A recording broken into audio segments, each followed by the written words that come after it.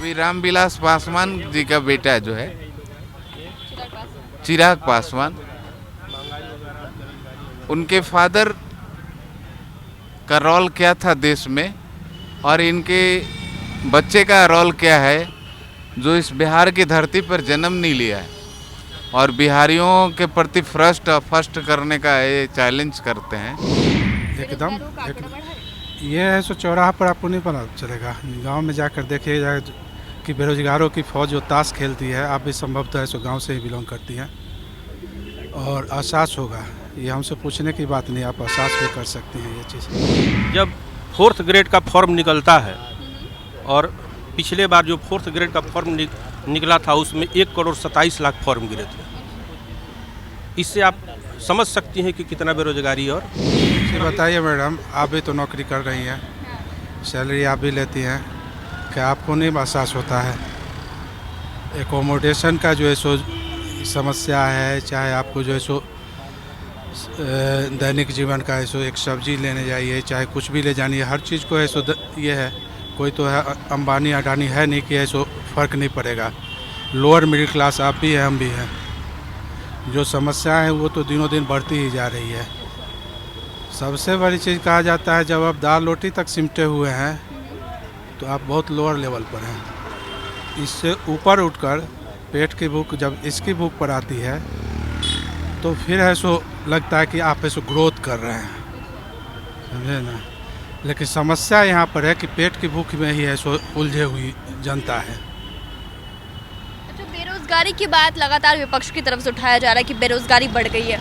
क्या धरातल पर वाकई ही बेरोजगारी बढ़ी है? एकदम ये है सो चौराहा पर आपको नहीं पता चलेगा, गांव में जाकर देखिएगा कि बेरोजगारों की फौज जो ताश खेलती है, आप भी संभवतः है सो गांव से ही बिलोंग करती हैं और एहसास होगा।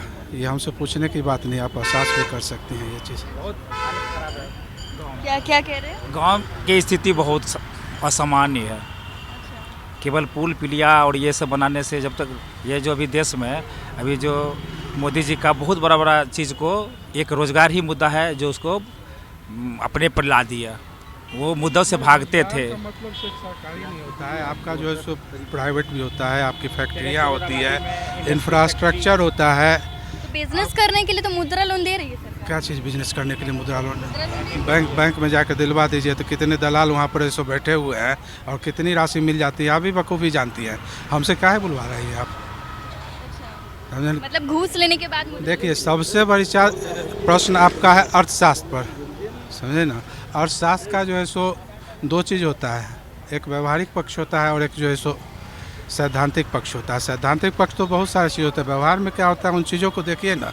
और आप तो है सो घूम रही हैं, यहाँ पर तो है सो खाए पिया घाए लोग मिलेंगे, लेकिन जहाँ विपन्नता है, खासकर कोसी अंचल जाइए, चाहे आप किसी भी दूर है सो देहात में जाइए, ताश खेल कर तारी पी कर है सो मस्त है लोग, चूँकि अपने दुख को मिटाते हैं, समझे ना।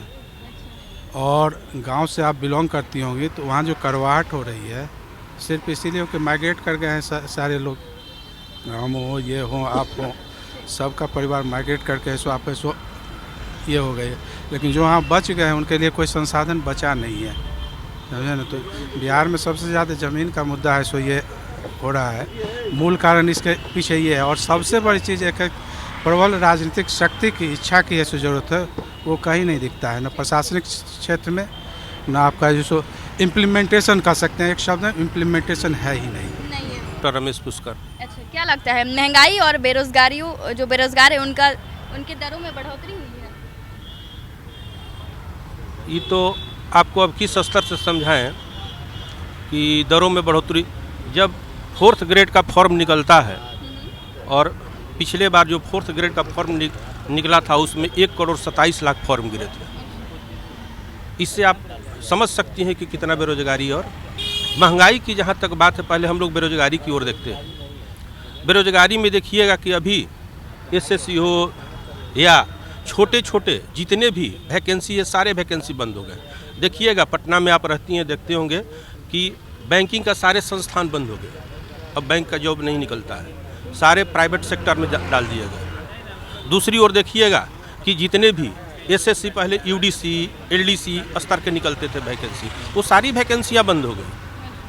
अब सरकार कैसे काम चला रही है और किन लोगों से काम करवा रही है ये तो सरकार समझती है। दूसरी चीज़ आप देख रहे हैं कि आप शुरू से देख रहे हो 91 से आप देखिएगा लगभग 7.5% बेरोजगारी थी, उसके बाद फिर 6.5% बेरोजगारी हुई और फिर वो बेरोजगारी लगभग 7%, 7.2% के आसपास ही रही। अब बताइए कि ये जनसंख्या बढ़ रही है, बेरोजगारी का दर वही है। तेजस्वी यादव कह रहे हैं कि बीजेपी महंगाई का मतलब माँ और बेरोजगारी का मतलब बाप वाली पार्टी है। देखिए तेजस्वी यादव जो कह रहे हैं, तेजस्वी यादव निश्चित रूप से, आपने इससे पहले कहा, कुछ वक्ताओं ने ज़रूर बोले, निश्चित रूप से तेजस्वी यादव 17 महीने की सरकार में उन्होंने चुनाव में घोषणा की थी कि मैं एक पहली बार में ही मैं 10 लाख नौकरी दूंगा। उनकी सरकार बनी और आप ही जैसे मीडिया कर्मी के लोगों ने जब सरकार बनी तो पूछा लोग कि क्या अब आपकी सरकार बन गई है कि आप 10 लाख नौकरी देंगे?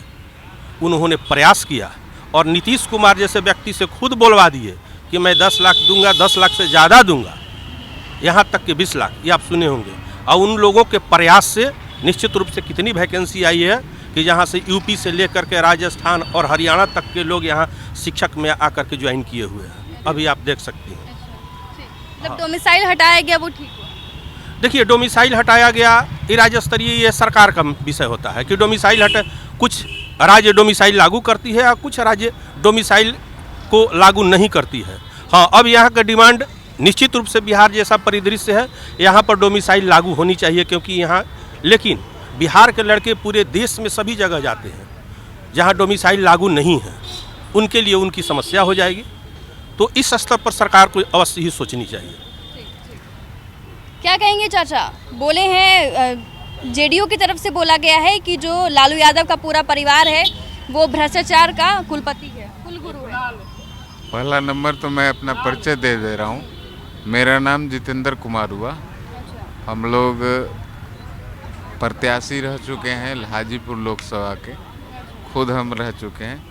पहला नंबर तो मैं आपको जानकारी देता हूँ कि हमारे देश के प्रधानमंत्री जो हैं मोदी जी हैं और नीतीश जी मुख्यमंत्री हैं। पहले इनको अपनी समीक्षा करनी चाहिए कि हिमाचल के मुख्यमंत्री का बेटा अनुराग ठाकुर, सीपी ठाकुर का बेटा विवेक ठाकुर राज्यसभा सदस्य है, उसको क्या ज़रूरत था? एक दूसरे वर्कर को तो वहाँ तरजीह मिलता। आज संजय जो है अभी आपके राज्यसभा सदस्य बनाया गया, संजय मिश्रा को क्यों बनाया गया? क्या ज़रूरत थी संजय मिश्रा को राज्यसभा सदस्य? हैं? संजय झा, सॉरी, हाँ संजय झा, सॉरी, संजय झा ही एक ऐसा व्यक्ति नज़र आता है कि उसको वो कौन सा रिजर्वेशन और कौन सी व्यवस्था से जुड़े हैं। कितना दिन जदयू में वो आए थे, वो चीज़ छोड़ दीजिए। देश का सबसे बड़ा मूल समस्या हमारे देश का है। अभी रामविलास पासवान जी का बेटा जो है चिराग पासवान,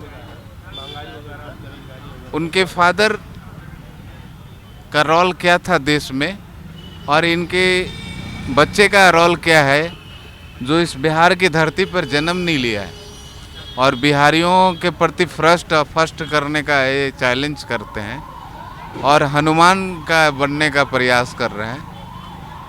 हमको तो यही समझ में नहीं आता है, एक हाथ में पूरा बद्धी बांध करके एकदम यहाँ तक लगता है कि किसी फिल्म में नहीं रहता है, उस टाइप का फिल्मी स्टाइल में उसने। वो तो उनका अपना है ना कि हाँ ठीक है पहनना है, अपना तो उनके पहनने पर भी बोलेंगे। नहीं, कपड़ा पहनना गुनाह नहीं है। हमको इस बात को समझ में नहीं आता है कि जो दलितों की बात करने वाला जो नेता है वह इस पर के परिसीमन के साथ उनके फादर जो थे वो उनका क्या रोल था, इनका क्या रोल था, ये हमारा कहने का। मतलब अगर हाथ में धागा बांधते हैं तो वो दलितों के नेता नहीं है? नहीं, दलित बहुत सारे लोग हैं, केवल रामविलास पासवान जी का बेटा ही सुंदर था तो नहीं था। नहीं, आप आपने कहा ना कि हाथ में धागा बांधे हैं, वो तो मैं बोलूँगा, बांधने के लिए एक धागा भी बांध सकते हैं। इसीलिए आप उनका विरोध कर रहे हैं। मैंने विरोध तो मैं करूँगा इसलिए कि रामविलास पासवान ने schedule caste schedule tribe world foundation, जिसका नाम दलित सेना है, हम दलित सेना में खुद रहे हैं, और 1980 में हसनपुर हाई स्कूल में मैंने रामविलास पासवान को बोला कि दलितों का पैसा आता है, आप दलितों में बांटिए। हमें क्या सुनने को मिला कि वह पैसा आपको पार्टी में रहना है कि नहीं रहना है। तो मैंने रामविलास पासवान के खिलाफ 2004 में जनता पार्टी की टिकट से चुनाव लड़ा। मैं हमारे देश के प्रधानमंत्री जी को बड़ा अफसोस लगता है कि ये गजब साथ परिक्रमा कर रहे हैं। कभी कहते हैं हिंदू हटाओ, मुस्लिम बढ़ाओ, मुस्लिम बढ़ गया है तो हिंदू बढ़ गया। आज भी उन पेपर में मैंने पढ़ा है, वो कहते हैं कि मुसलमान के घर का खाना मेरे घर पे आता था, हम बचपन में हम लोग बोले उनके पड़ोसी थे मुसलमान। हाँ, वही चीज़ तो हमको ये समझ में नहीं आ रहा है कि ये कौन सा ही खेल खेल रहे हैं। खेल खेल रहे मोदी जी। अरे तो ऑलरेडी वो मैडम आपको मानना पड़ेगा, ये कौन सी खेल है। मोदी जी तो बोले कि हम हिंदू मुसलमान करते ही नहीं है। वो तो अस्पष्टता दिखती है ना, अस्पष्टता दिखती है। हिंदू मुस्लिम तो उन्होंने कई प्लेटफॉर्म पे भाषण दे चुके हैं।